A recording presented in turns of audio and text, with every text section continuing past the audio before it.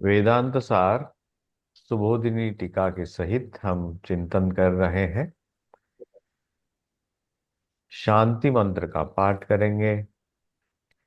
ओम सहनाववतु सहनौ भुनक्तु सह वीर्यंकरवावहै तेजस्विनावधीतमस्तु मा विद्विषावहै। ओम शांति शांति शांति। ॐ भद्रं कर्णेभिः शृणुयाम देवाः भद्रं पश्येमाक्षभिर्यजत्राः स्थिरैरङ्गैस्तुष्टुवागुंसस्तनूभिः व्यशेम देवहितं यदायुः। स्वस्ति न इन्द्रो वृद्धश्रवाः स्वस्ति नः पूषा विश्ववेदाः स्वस्ति नस्तार्क्ष्यो अरिष्टनेमिः स्वस्ति नो बृहस्पतिर्दधातु। ओम शांति शांति शांति। गुरु परंपरा प्रणाम मंत्र। ओम सदाशिवसमारंभां शंकराचार्यमध्यमाम् अस्मदाचार्यपर्यन्तां वन्दे गुरुपरम्पराम्। श्रुतिस्मृतिपुराणानाम् आलयं करुणालयं नमामि भगवत्पादं शङ्करं लोकशङ्करम्। शङ्करं शङ्कराचार्यं केशवं बादरायणं सूत्रभाष्यकृतौ वन्दे भगवन्तौ पुनः पुनः। ईश्वरो गुरुरात्मेति मूर्तिभेदविभागिने व्योमवद्व्याप्य देहाय दक्षिणामूर्तये नमः। वेदांत सार मंगलाचरण श्लोक। अखंडं सच्चिदानंदं मवांग मनसगोचरम् आत्मानमखिलाधारम् आश्रयेऽभीष्टसिद्धये। कृष्णानन्दं गुरुं नत्वा परमानन्दमद्वयम् वक्ष्ये वेदान्तसारस्य टीकां नाम्ना सुबोधिनीम्।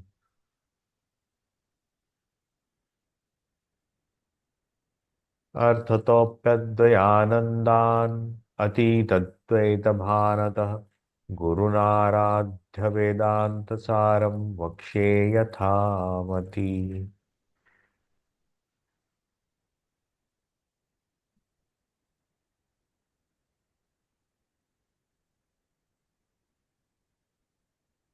8वें श्लोक तक हमने अभ्यास किया था। यहाँ हमने दो उदाहरण देखे थे, जल जलाशय और एक वृक्ष और वन अरण्य का। इन दो उदाहरणों से हमने ईश्वर और प्राज्ञ, ये दो संकल्पनाएं जो है उनको विस्तृत भावे देखा।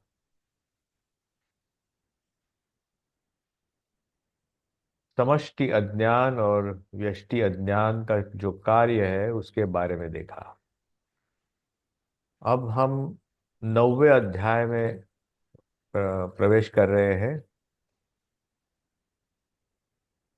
वन वृक्ष तद्वद अवच्छिन्न आकाशयोः जलाशल जलगत तद प्रतिबिंबिका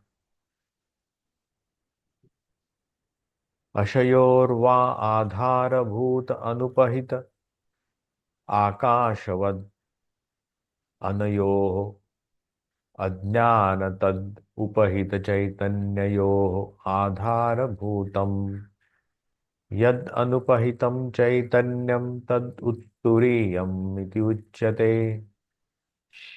शिवमद्वैतम् चतुर्थं मन्यन्ते इत्यादि श्रुतेः। इदमेव तुरीयं शुद्धचैतन्यम् अज्ञानादित तद उपहित चैतन्याभ्याम तप्ताय पिंडवद विविक्तम सन महावाक्यस्य वाच्यम विविक्तम सल्लक्षमिति उच्यते। ये 9वां श्लोक है।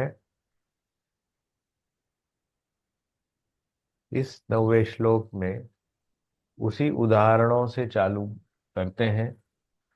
वन वृक्ष तद अवच्छिन्न आकाशयोः। वन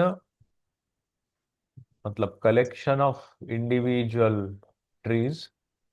वृक्ष इंडिविजुअल ट्री। तद अवच्छिन्न आकाश एक स्पेस। हर एक जो पेड़ है एक आकाश मतलब एक स्पेस एक जगह में है। उसको कहते हैं अवच्छिन्न आकाश मतलब उससे वो ढका वो स्पेस कवर्ड है। Space is covered by that tree. ये लक्ष्य मन में रखना है। आकाशयोः जलाशय जलगत। जल और जलाशय तद गत प्रतिबिंबिक मतलब इंडिविजुअल जो छोटे छोटे पानी के कंटेनर्स है जैसे कूप तड़ाग वापी। ये 3 उदाहरण दिए थे उनके साइज के अनुसार अनुपात में। और सबको मिलकर के दूर से सब देखा तो जलाशय दिखता है। एक समुंदर की जैसे दिखता है एक्सपांस ऑफ वाटर। तद्गत प्रतिबिंबिक उसमें प्रतिबिंब होता है किसका। आकाशयोः आकाश का मतलब जो ऊपर आकाश दिखाई देता है नीला आकाश। हम उसका प्रतिबिंब उस पानी में गिरता है। वो हम देखते हैं आकाश है मेघ है बहुत कुछ वहां पे दिखाई देता है। और दूसरी बात वो जो पानी का एक्सपांस है स्पेस है वो भी लिमिटेड है। उस वो भी एक आकाश है। आकाश ये हम 2 तरीके से देख सकते हैं। यहाँ प्रतिबिंब बोल रहा है मतलब ऊपर वाला आकाश उसमें प्रतिबिंबित होता है। और वृक्ष वन के क्षेत्र में वो जगह के वो ढक रहा है। ये 2 तरीके से आप ध्यान रखिए इसमें।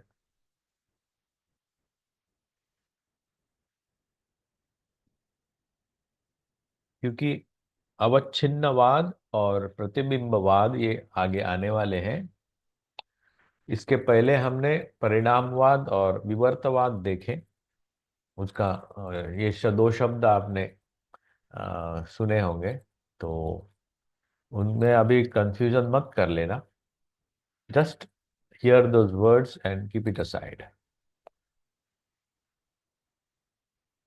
उसमें जो प्रतिबिंब आकाश है आधारभूत अनुपहित आकाशवत।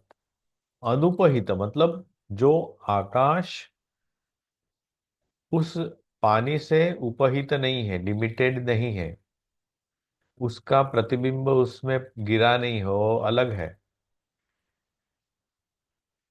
तद्वत अनयोः इन दोनों में अज्ञान तद उपहित चैतन्ययोः।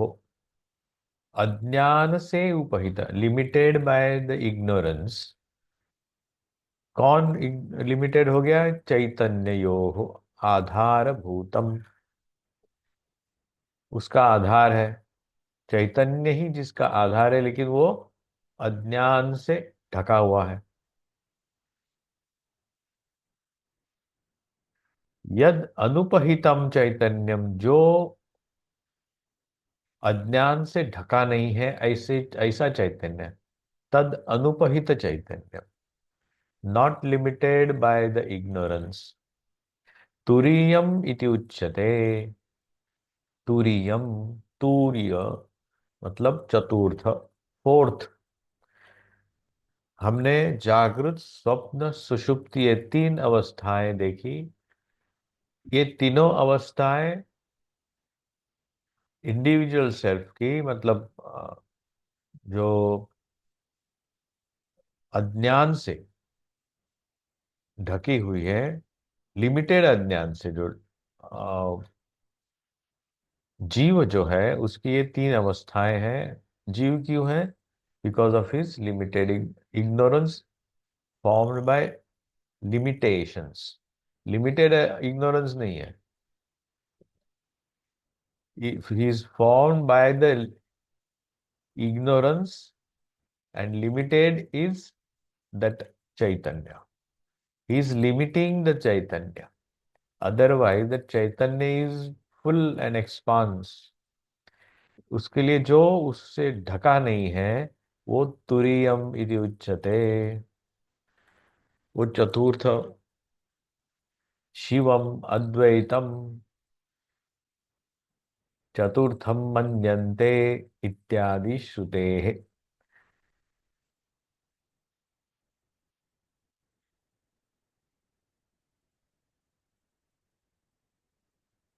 श्रुति मतलब उपनिषद, उसमें ये वाक्य आता है, शिवम अद्वैतम। ये मांडुक्य उपनिषद और उसकी जो कारिका है, मांडुक्य कारिका, उसमें ये अच्छी तरह से एक्सप्लेन किया हुआ है, ये चारों अवस्थाएं, जागृत, स्वप्न और सुषुप्ति। वैसे ही ये एक्सप्लेन करने के लिए हमको, हम जो आगे हमने जो पढ़े हैं दो उदाहरण, वन और जलाशय के, उसके आधार पर कुछ लिमिटेशन, लिमिटेड पोर्शन हम देखते हैं और अनलिमिटेड पोर्शन। अनलिमिटेड मतलब not limited bye those qualities.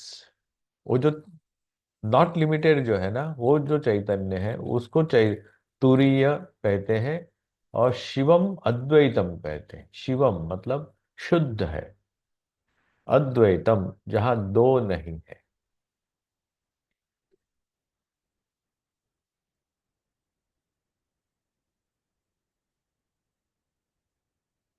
इदम इदमेव तुरीयम शुद्ध चैतन्यम अज्ञान आदि तद उपहित चैतन्याभ्याम इदम एव तुरीयम, यही तुरीय है। मतलब चतुर्थ अवस्था है। उसको नाम नहीं दिया है कुछ। तुरीय ये उसका नाम नहीं है, चतुर्थ ये अवस्था है उसका, वो नाम नहीं है। You cannot name that thing. If you name it, it becomes limited. तुरीय वो इन तीन अवस्थाओं के बाद में जो आता है, वो चतुर्थ कहिए, जो भी कुछ नाम कहिए, तीन अवस्थाओं के बाद वाला तुरीय। तीन के बाद तो चतुर्थ ही आता है, इसलिए उसको चतुर्थम मन्यन्ते ऐसा कहा है। लेकिन वो चतुर्थ उसका नाम नहीं है, या उसको चतुर्थ बोलने से कुछ ये नहीं, just to identify it, it is because it is not limited by three three अवस्थास। ये सिर्फ ध्यान रखना, नाम नहीं है उसका। तप्ताय पिंडवद, तप्ताय पिंडवद अविविक्तम सन। तप्त पिंडवद, तप्त पिंड, पिंड मतलब एक लोहे का गोला। वो आप अग्नि में उसको तपाते हैं, और तपाने से जो अग्नि है, उस अग्नि से वो तप्त होता है, उसका कलर भी चेंज होता है, लाल हो जाता है। अविविक्तम सन महावाक्यस्य वाच्यम विविक्तम सल्लक्षम इति उच्यते। अभी वो जो लोहे का गोला है, वो समझो तपाया तो वो गर्म होगा ना। तो ये उसमें जो गर्माहट आई है वो किसकी है? वो तो अग्नि की है।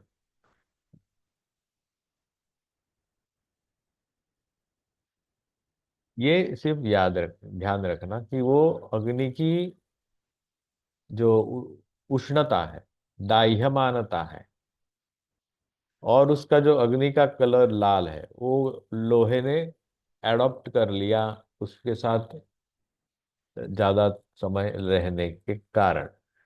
तप्तायः पिंडवद अविविक्तम सन महावाक्यस्य वाच्यम। महा चार महावाक्य हैं। वो क्या है हम आगे देखेंगे, आपको पता भी होगी, लेकिन we will not discuss those here. उसका जो वाच्य है, वाच्य मतलब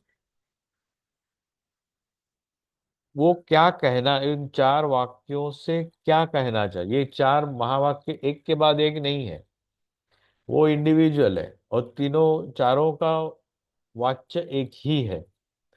कौन सा भी वाक्य आप कहिए, वही आइडेंटिफाई होगा। तो विविक्तम सल्लक्षमित, सल्लक्ष, वो लक्षणा से जानना है। लक्षणा क्या है यहाँ पे देखिए, वो पिंड है, पिंड में जो अग्नि है वो उसकी खुद की अग्नि है क्या? अग्नि मतलब वो तप्तता जो है, आप उसको हाथ लगाते हैं, आपका हाथ जल जाएगा। एक्चुअली हम तो देखते हैं उस अ, अग्नि, ये लोहे के गोले को हम आइडेंटिफाई करते हैं एज ए लोहे का गोला। लेकिन वो अग्नि के सानिध्य में आने के कारण अग्नि की दाह्यमानता, अग्नि का रंग लाल, और अग्नि की गर्माहट उसने एडॉप्ट कर ली है। तो हम, वो तो पूरा अग्नि ही हो गया ना। आप अग्नि में हाथ डालिए तो हाथ जलेगा, और वो लोहे को भी हाथ डाल, उस लोहे को जो अग्नि के साथ बैठा हुआ है, तो हाथ जलेगा। तो ये सिर्फ याद रखना इस उदाहरण से, ये उदाहरण है, इन सब उदाहरणों को लेकर के हमें जो महावाक्य का वाच्य जो है वहां तक जाना है, और वो सब जाने का जो प्रोसेस है वो लक्षणा से है। लक्ष्यम इत्युच्य, तल लक्ष्य। उस इन उदाहरणों के साथ हमें वहां पे पहुंचना है।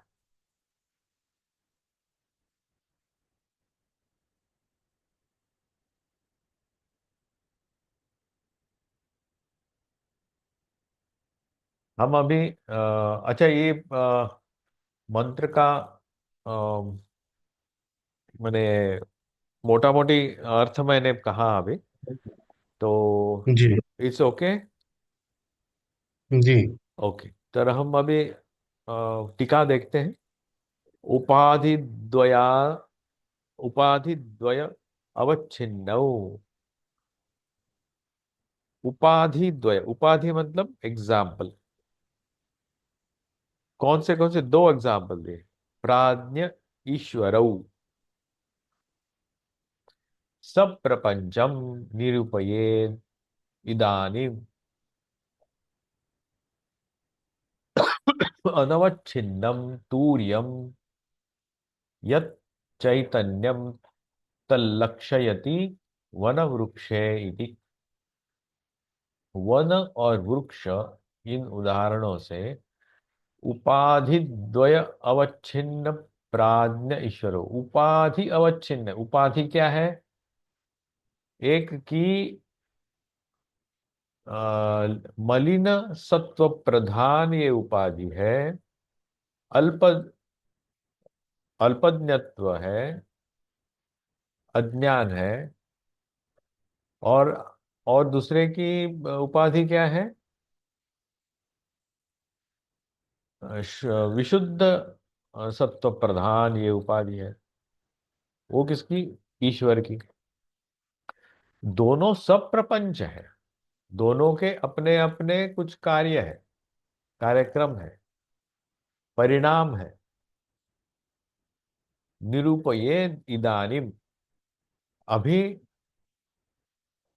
क्या निरूपण करने जा रहे, क्या समझाने जा रहे हैं? निरूपयेद इदानीम अनवच्छिन्नम, जो अवच्छिन्न नहीं है, जो लिमिटेड नहीं है, उपाधि जहां लगाई नहीं है, अनुपाधिक है, तूर्यम, जो इन तीन अवस्थाओं के परे है। तीन अवस्थाएं हमने देखी, जागृत, स्वप्न, सुषुप्ति, प्राज्ञ की। वैसे ईश्वर की भी है तीन अवस्थाएं। यच्च तद यच्चैतन्यम, यत चैतन्यम, जो चैतन्य अनवच्छिन्न है, तल्लक्षयति, उसका उसको हम लक्ष्य करने जा रहे हैं अभी। What is now process? हमें वो वृक्ष और वन और अरण्य क्या है ये, we are not interested in that. या सर्प और रज्जु सर्प का उदाहरण लिया, we are not in the, not finding that how that सर्प, that snake entered into that thread. हाँ, वो रज्जू में वो सर्प घुसा कैसे और बाद में निकला कैसे, कहाँ गया कहाँ, वो इधर उधर ढूंढना नहीं है। We are not interested. पर क्या, व्हाट इज अवर लक्ष्य, what is the purpose of finding is अनवच्छिन्न तूर्यम। ये हमारा फाइंडिंग ऑब्जेक्ट है। यथा स्थूल वन, यथा स्थूल वन उपाधि अवच्छिन्न आकाश अपेक्षया, ये जो स्थूल वन से जो उपाधि अवच्छिन्न आकाश है, सूक्ष्म वृक्ष उपाधि अवच्छिन्न आकाशापेक्षया च महाकाशस्य तद उभय आधार, वैसे ही जो महाकाश है, एक लिमिटेड है वृक्ष से और उस अरण्य से, और दूसरे महाकाश है जो उस वन से अवच्छिन्न नहीं है, लिमिटेड नहीं है, उसके बाहर है। That space which is outside the purview of that forest. तद उभय आधार, उन दोनों का जो आधार है, जमीन, जिस जमीन पर है, जमीन को ढका हुआ है, उसको हम स्पेस भी कहते हैं। कुछ जमीन उस अरण्य से ढकी हुई है, और कुछ जमीन पर वो अरण्य नहीं है, खाली पड़ी है जगह। अनयोः अवच्छिन्न तुरीयत्व, उसका तुरीयत्व समझ में आता है कैसे? वो जो दोनों में तो, दोनों जगह में मतलब एक अवच्छिन्न जगह है, covered by forest and non not covered by forest, तो उसको समझो हटा देते हैं तो जमीन ही पूरी देख रहे हैं ना हम लोग। दैट इज तुरीय। इस हिसाब से आप जस्ट विजुअलाइज करिए। तथा कार्य कारण उपाधि तद अवच्छिन्न चैतन्य द्वय उपे अपेक्षया तद आधारभूतम यद अवच्छिन्नम सर्वव्यापी शुद्ध चैतन्यम विशुद्धम तुरीयम उच्यते इति अर्थः।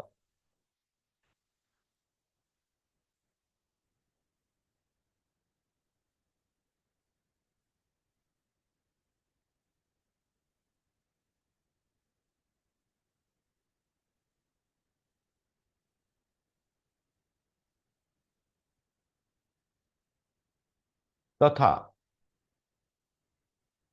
वैसे ही, कार्य कारण उपाधि तद अवच्छिन्न, कार्य और उसका कारण, इन दोनों से, इन उपाधियों से, इन उपाधि मतलब टाइटल, उसको लिमिटेशंस, अवच्छिन्न उसको ढक दिया है, ऐसा जो चैतन्य है, चैतन्य द्वय अपेक्षा है, ऐसे दो प्रकार के जो चैतन्य है, कार्य उपाधि, कारण उपाधि से जो ढका हुआ चैतन्य है, उससे अलावा, उसके उससे अलग, तद अपेक्षया,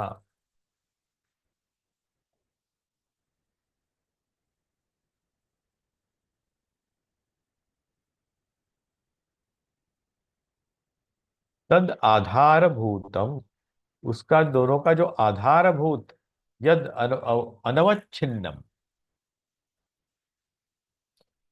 जो अवच्छिन्न नहीं है, जो लिमिटेड नहीं है, सर्वव्यापी चैतन्यम, वो सर्वव्यापी चैतन्य है, विशुद्ध है, और तुरीयम इति उच्यते, इति अर्थ है।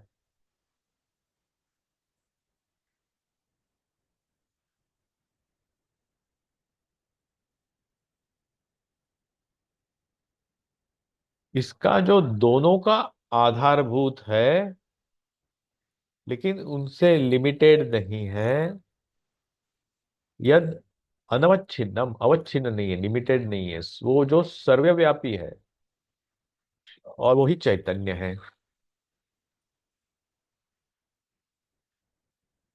वो विशुद्ध है क्योंकि वो लिमिटेड लिमिटेड नहीं है। तुरीयम मतलब चतुर्थ है क्योंकि उसमें वो अवस्थाएं नहीं है, जागृत स्वप्न सुषुप्ति, ये अवस्थाएं नहीं है, वहां कोश नहीं है, इसलिए वो विशुद्ध है। कोश मतलब लिमिटेशन। पंचकोश जो कहे गए हैं, अन्नमय कोश, प्राणमय, मनोमय, विज्ञानमय, आनंदमय, ये पांच जो कोश है वहां नहीं है। और मलिनता इन कोशों की ही है, मलिन सत्व प्रधान नहीं है, इसलिए वो विशुद्ध है। वो चैतन्य है क्योंकि उसमें कॉन्शियसनेस है, इज ऑल नोइंग, इसलिए वो इन, ये सिर्फ याद रखना, सर्वव्यापी है क्योंकि इज नॉट लिमिटेड, अवच्छिन्न, यद अनवच्छिन्न, अवच्छिन्न नहीं है। ठीक है, आगे चलें।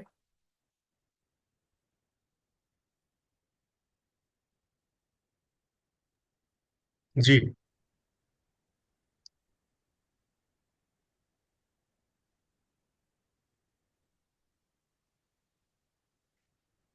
अभी देखें,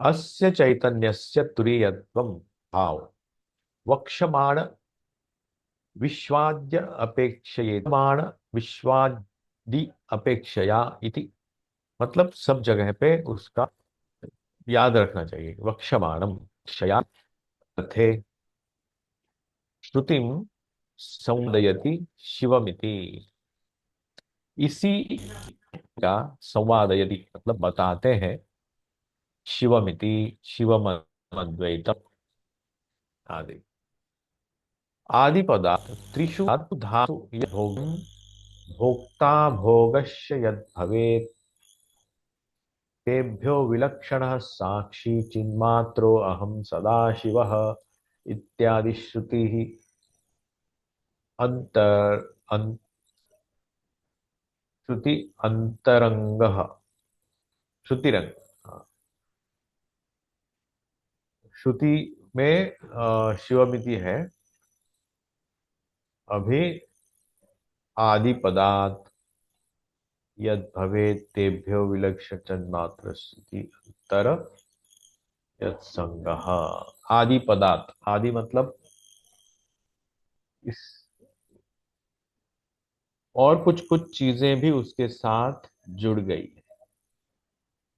कौन कौन सी? त्रिषु धामसु यद भोग्यम, तीनों धामों में जो भोग्य है और उसका भोक्ता होगा।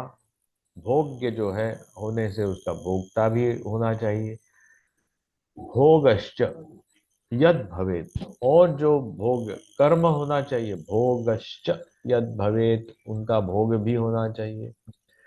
तेभ्यो विलक्षण, इनसे अलग, साक्षी, उन, मैं भोग कर रहा हूँ, ये भोग अलग अलग है, ये भोग्य वस्तुएं हैं, ये देखने वाला, उनका अनुभव करता और उनका ऑब्जर्वर,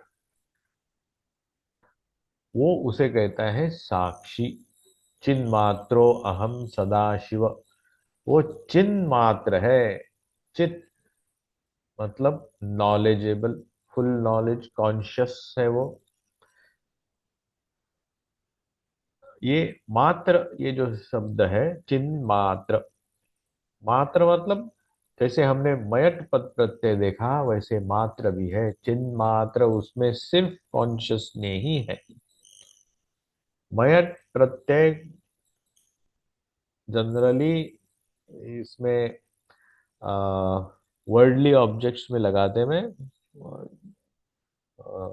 प्रापंचिक जो वस्तुएं हैं उसमें लगा मयट। और मात्र, चिन्ह मात्र मतलब चैतन्य है ही है, मतलब उसके सिवा कुछ है ही नहीं। मयट जो होता है तो किसी के साथ वो मय हो जाता है। मतलब जैसे मैंने वो उदाहरण दिया था रसगुल्ले का, रसगुल्ला शर्करामय, मतलब उसमें पूरी मिठास आती है, किसकी? वो तो शर्करा की मिठास है। तो चिन्मात्र में ऐसा दूसरा कुछ वस्तु नहीं है। वहां पे क्या है? छना है, दूध का पदार्थ है, उसमें चीनी उसमें मिल गई है, ऐसी मिल गई है, पूरा मिष्टत्व तो उसमें आ गया है। वहां मयट प्रत्यय लगा सकते हैं।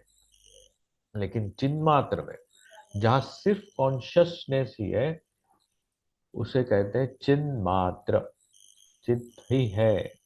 अहम सदा शिव, सदा, हमने जो देखा अखंडम सच्चिदानंदम, सच्चित आनंद, वही यहाँ पे अपेक्षित है। साक्षी है वो। इत्यादि श्रुति ही अंतरंग, श्रुति के अंतरंग में यही जानना है हमें। आदि पदार्थ, वो जो आदि है, आदि कहाँ आ गया है? ये यहाँ आ गया। इत्यादि श्रुते चतुर्थम मन्यन्ते, इत्यादि श्रुते है।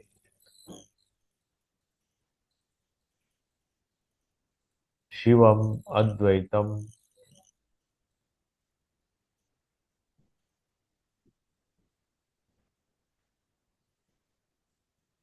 ओके।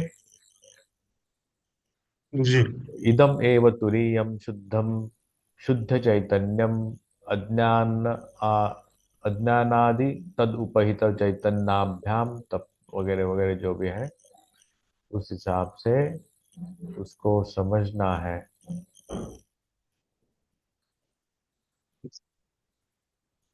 त्रिषु धामसु मतलब सब जागृत स्वप्न सुषुप्ति में यद भोग्य जो है, उसका वहाँ हर चीज का, जागृत में तो हम भोक्ता, हम खुद को तो मानते ही हैं। स्वप्न में भी हम भोक्ता होते हैं, कुछ चीजें हम भोग्य करते हैं।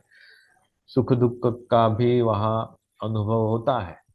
चीजें वहाँ अपने आप तैयार हो जाती है, उनका भोग करते हैं, वो उसका हम देखते भी है, वहां पे भी हम साक्षी ही है। जो कर्म भी होता है, भोग होते हैं वहां पे।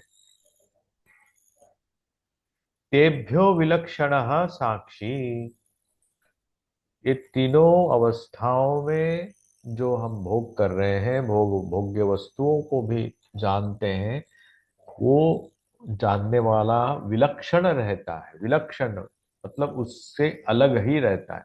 अल, अलग न रहे तो हम जान नहीं पाएंगे। विलक्षण होना ही चाहिए। साक्षी विलक्षण न हो तो वो भोक्ता ही होता है, और भोक्ता साक्षी नहीं हो सकता, और साक्षी भोक्ता नहीं हो सकता। और भोग्य वस्तुएं भी साक्षी नहीं हो सकती। भोग कर्म साक्षी नहीं होता, वो अलग ही रहना चाहिए। अन अनअटैच्ड एंड अनइन्वॉल्व। इन्वॉल्व जैसे ही होता है वो भोक्ता हो जाता है। इसलिए तेभ्यो विलक्षण, तेभ्यो उन सब चीजों से, ये अनेक वचन में है। तेभ्यो विलक्षण साक्षी चिन्मात्रो अहम सदाशिव इत्यादि श्रुत्यनंतरंग। एतदेव, वैसे ही, विशुद्ध चैतन्यम तदेव, एतत् तदेव, पूर्वोक्त चैतन्य द्वयेन सह एकत्व विवक्षायाम। महावाक्यस्य वाच्यत्वं लभते।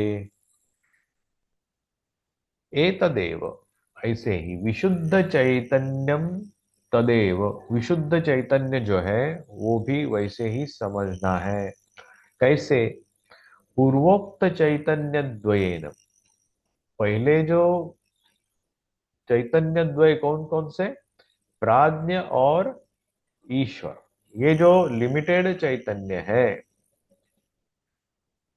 सह एकत्व विवक्षायाम, दोनों को एकत्र देखने से, एक साथ देख, सह एकत्व विवक्षायाम महावाक्यस्य वाच्यत्वम लभते। महावाक्य का जो वाच्य पदार्थ है वो हमें प्राप्त होता है, लभते। जैसे हमने जमीन को देखा, एक जमीन limited by that forest and another is not covered by this flora, and seeing the whole landscape as one, ignoring the limitations of forest and not limited by forest। सिर्फ जब जमीन को देखते हैं, जो उस हिसाब से महावाक्य का वाच्य जो पदार्थ है, एक्चुअली वो पदार्थ नहीं है, हमारे बोलने के माध्यम के लिए हम बोलते हैं, वाच्यत्व जो है, लभते, भेद होता है, लाभ होता है।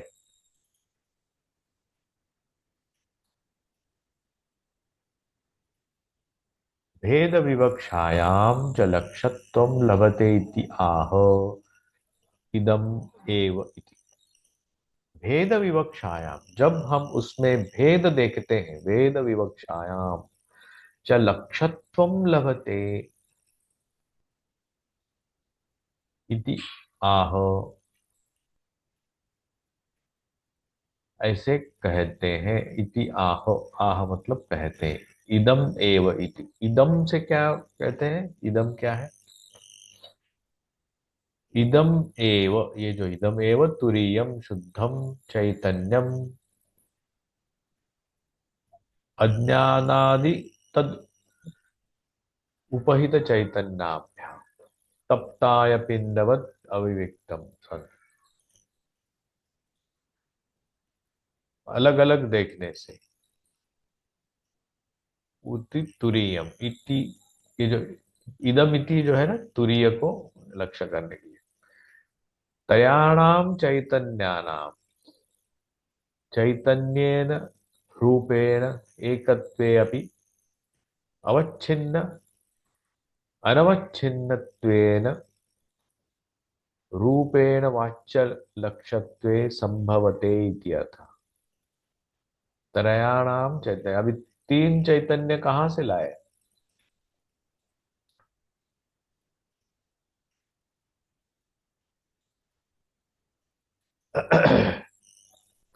चैतन्येन रूपेण एकत्वे अपि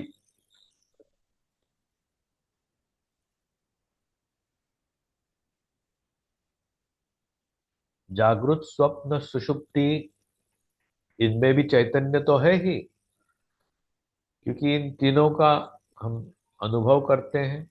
उसमें थोड़ा तो ज्ञान है ही। सच्चित आनंद पूर्णता से नहीं हो, फिर भी उसमें थोड़ा सा तो सत है, थोड़ा चित है, थोड़ा आनंद भी है, थोड़ा थोड़ा लिमिटेड है। त्रयाणाम चैतन्यानाम चैतन्येन रूपेण, चैतन्य इस हिसाब से।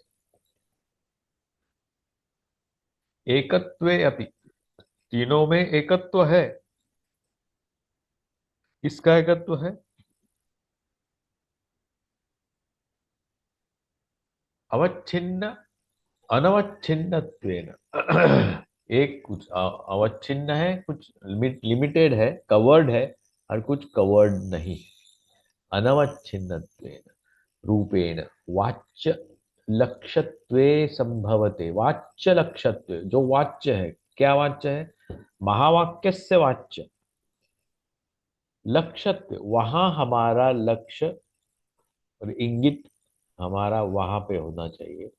संभवते, संभाव होता है, मतलब संभावित, it's likely to be found over there. ये विजुअलाइज करना पड़ेगा थोड़ा।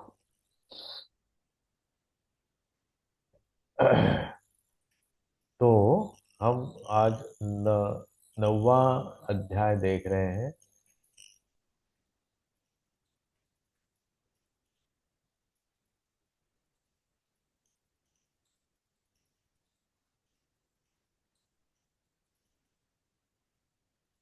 तो नौवे अध्याय में हम फिर से एक बार रिकैप करते हैं।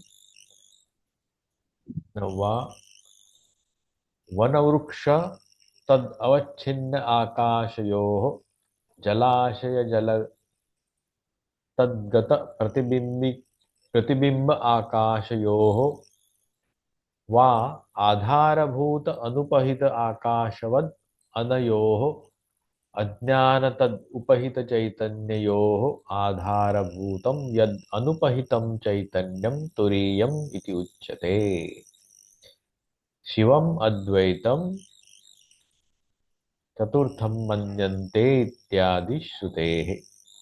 इदमेव तुरीयं शुद्ध चैतन्यम् अज्ञानादि तद उपहित चैतन्याभ्याम तप्तायः पिंडवत् विविक्तं सन् महावाक्यस्य वाच्यं विविक्तं सल्लक्ष्यम् इति उच्यते।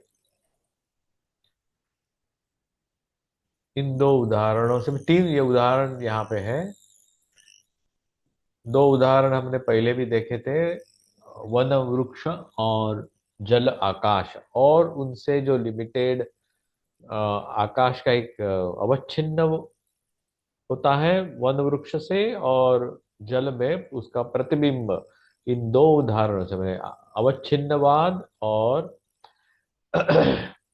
प्रतिबिंबवाद यहाँ पे है, उन हिसाब से हमें वो लक्षित कर सकते हैं। तुरीयम चैतन्यम,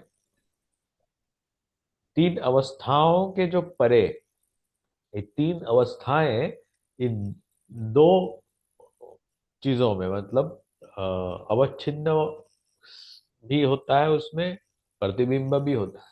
और भी एक उदाहरण यहाँ तप्त पिंड का दिया है। तप्त गोला, मैंने आग के सानिध्य में आने से जो लोहे का गोला है, एक चीज है, वो भी तप्त हो जाती है उसके सानिध्य के कारण। तो ये भी एक उदाहरण है। इन उदाहरणों से महावाक्यस्य वाच्यम विविक्तम, महावाक्य, जब चार जो महावाक्य है, उनका जो वाक्य है, उनका उन वहां हमारा लक्ष्य हम ले जा सकते हैं। इतना ही इसमें लिखा हुआ है। तो this is how we have to visualise it. एक पहले हमने देखा उदाहरण रज्जू सर्प का, विवर्तवाद देखा वहां पे। अभी वन और वृक्ष से अवच्छिन्नवाद देखा। जल और जलाशय से प्रतिबिंबवाद देखा। और अब तप्त पिंड से हम और एक वाद देखेंगे। वो संलग्नवाद, मतलब उनके नजदीक आने के कारण, चैतन्य के नजदीक रहने से जो अ, जिन चीजों में चैतन्य नहीं है वो भी चैतन्यमय लग जाती है, ऐसे। वो आगे हम देखेंगे, इसका डिटेल अभी नहीं चिंतन करेंगे। तब यही तीन उदाहरण, चार उदाहरण याद रखिएगा। तो आज का सेशन यही रोकते हैं। जी।